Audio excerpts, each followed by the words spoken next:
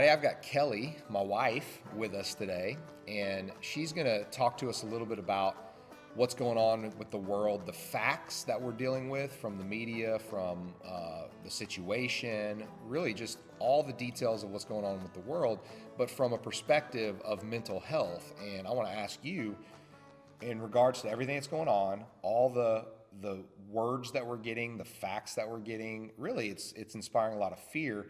From a mental health perspective, what are you doing to combat the fear and letting that come in? Well, I think first and foremost, I struggle with anxiety, depression, and PTSD from childhood trauma. And when all of this started, I didn't think too much about it. I was kind of in a funk, but didn't really understand why I was feeling that way.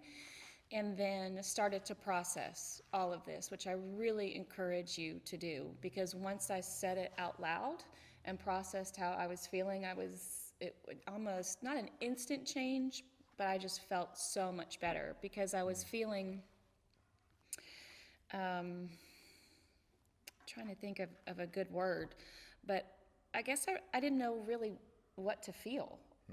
I did have a lot of fear, not so much of being sick or even my family and friends becoming sick.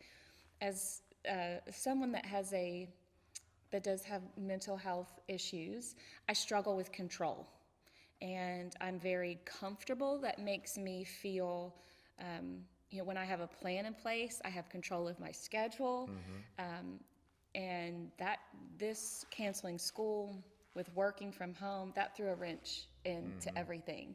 And so I started to think, okay, well, I don't have control with that, with what's going on in the world, but what are some things that I can control? And really just even this week, creating a plan for the kids that are at home, making sure that we wake up pretty much the same time, we eat breakfast at the same time, we have schoolwork, and we have our set hours, and just keeping that has made a world of difference. And then just for me personally, I know that there are things that I have to maintain.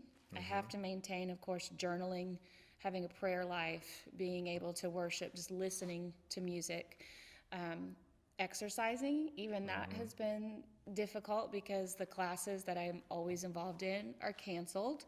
Different parts of the gym are quarantined off. And so that's a struggle for me, is trying to figure out a different way to do this. But I'm learning every day of just what I need for today. What do I need to do in these next 4 hours to bring me peace? Yeah. And so it's day by day, hour by hour. Well, I know that the big word that I feel right now is unknown. We don't know when the schools are going to open up. We don't know what this pandemic is going to what's going to happen. So how are you dealing with that, with the unknown, that word?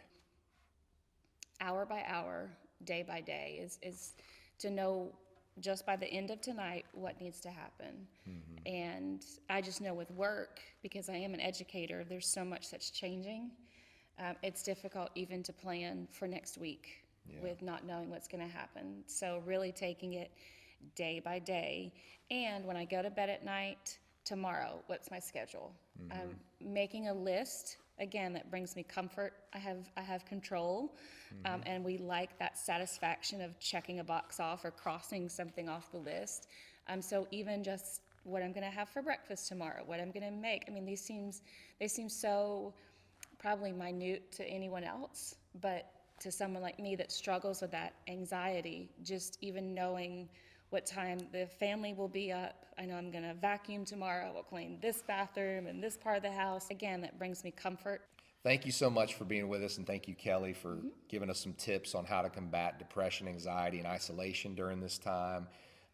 Please share this video, and I really believe this is going to provide some help and some tools and resources for somebody that might be feeling exactly what we're talking about. So thank you so much.